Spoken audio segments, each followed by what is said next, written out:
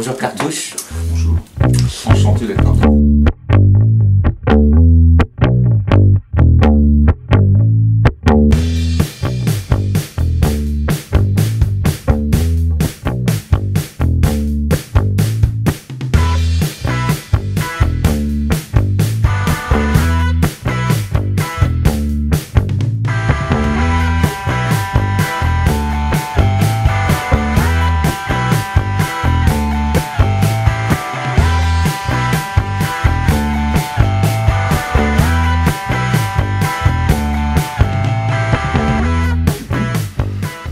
Qu'est-ce que le close-up?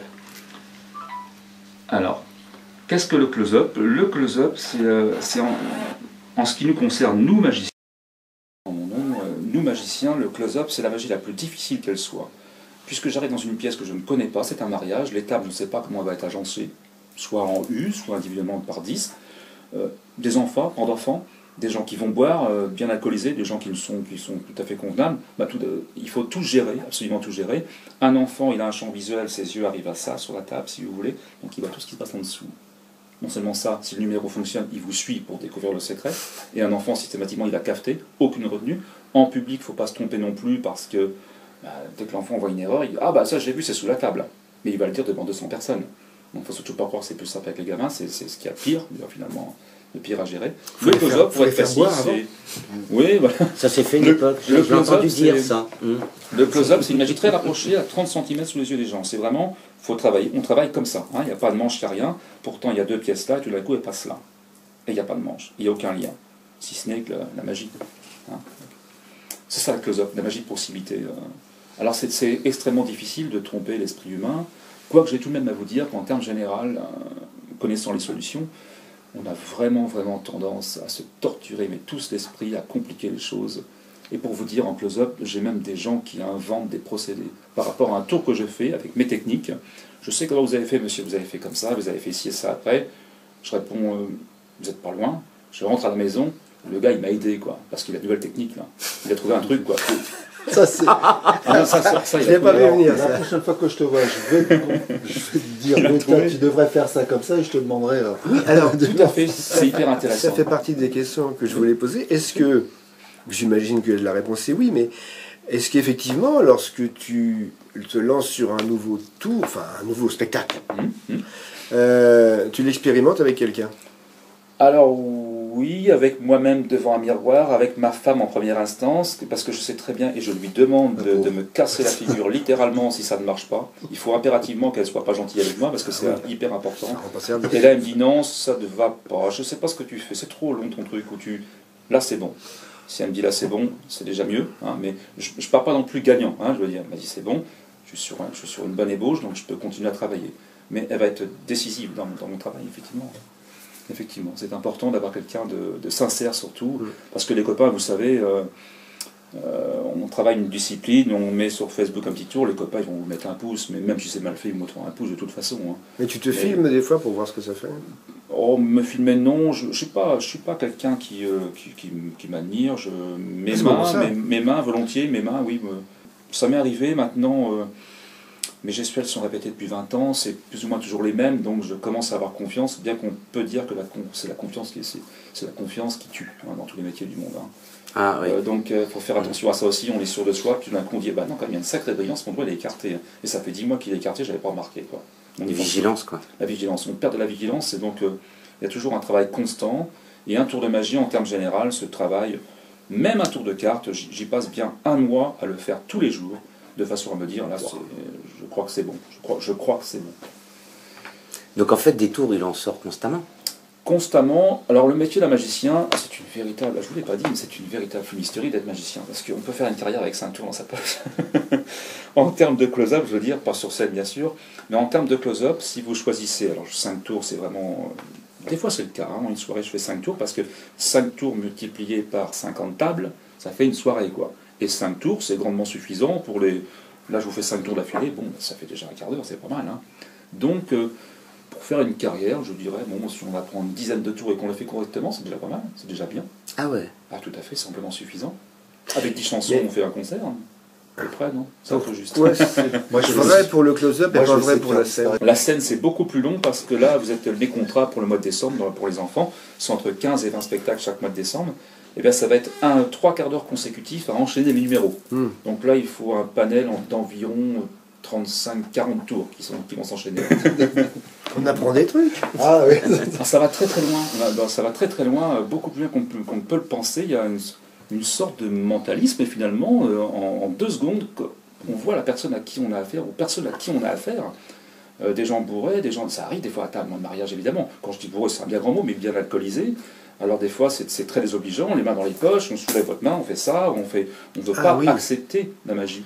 Il faut s'y prendre d'une façon très courtoise. Écoutez, monsieur, si vous ne voulez pas rêver, c'est libre à vous, ça ne me pose aucun problème. Moi, je suis là pour amuser les gens. Évidemment, je ne suis pas un vrai magicien.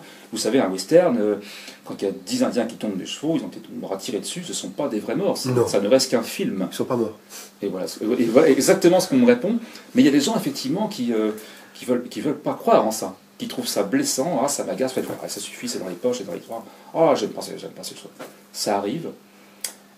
C'est mal vu la magie, vous me posez la question, ça peut faire peur aux gens, j'ai oublié cette petite parenthèse. En termes généraux, elle peut être complètement refusée.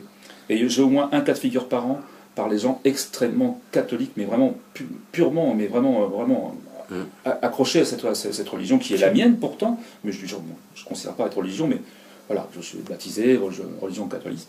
Mais voilà, non, on ne veut pas voir ça, c'est de la diablerie ça. Et les enfants sont là. On aurait bien voulu voir, nous. Et je le vois dans les yeux des enfants, ce qui brille. Et les parents, non, excusez-nous monsieur, très poliment par contre. C'est très curieux ça. Je peux vous garantir ça ici. Non mais je ne dis pas que c'est pas vrai, je suis juste étonné, c'est pas pareil.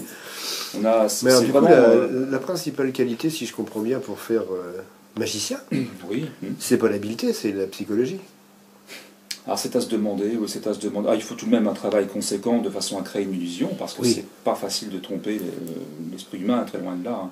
Mais comme je peux vous dire, c'est le secret que je vais vous révéler ce soir, c'est qu'effectivement, on a tendance à compliquer beaucoup les choses, alors que ça marche d'une façon beaucoup plus simpliste, mais d'une façon efficace.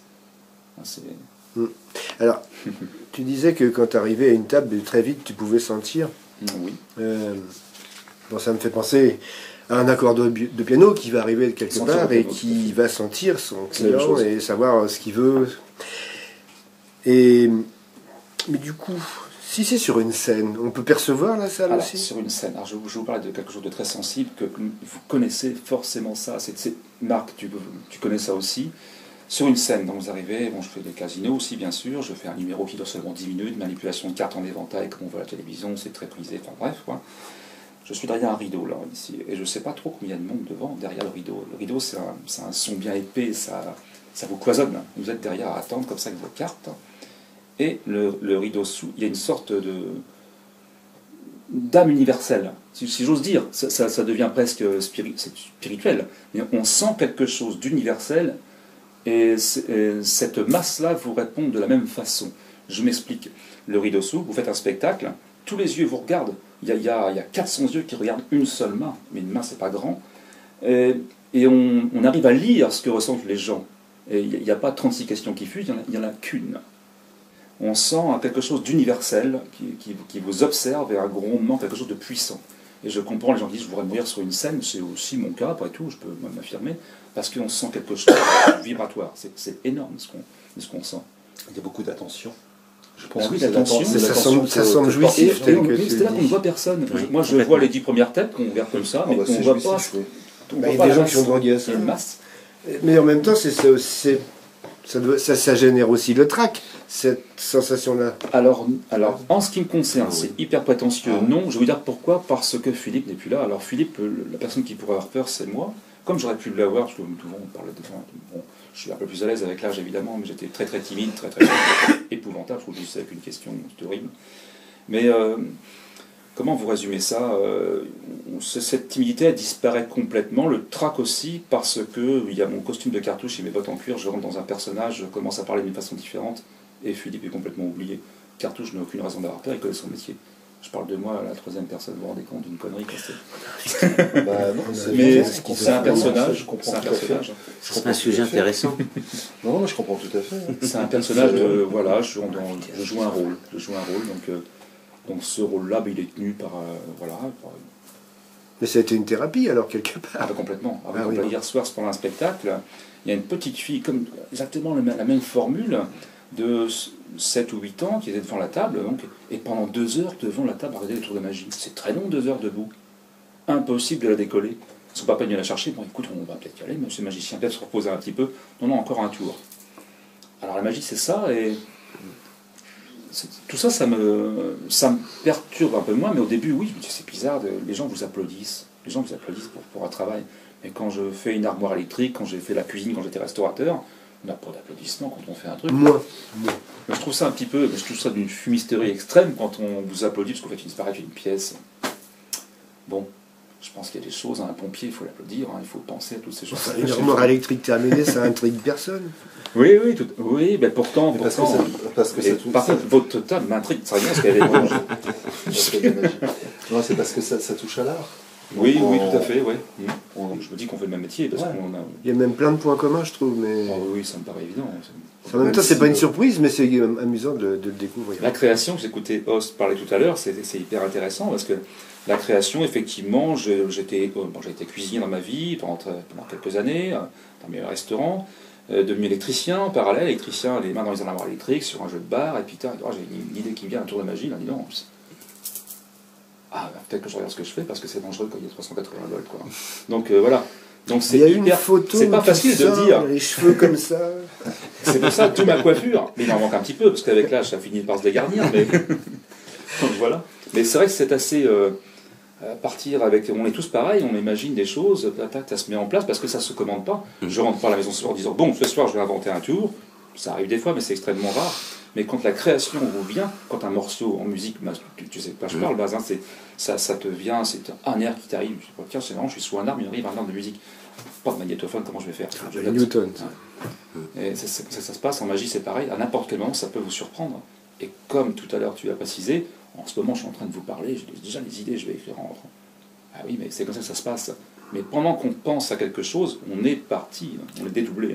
Alors là, attention les yeux, il faut pas passer à travers les vitres, faut pas s'électrocuter. Tous les métiers et toutes les activités ne le permettent pas, bien sûr. C'est pas facile. Écoute, c'est super. Oui, Merci Philippe. mais c'est moi qui vous remercie de votre gentillesse. Et encore une fois, je souligne la pertinence de vos numéros, parce que moi je la suis depuis un petit moment, je suis abonné.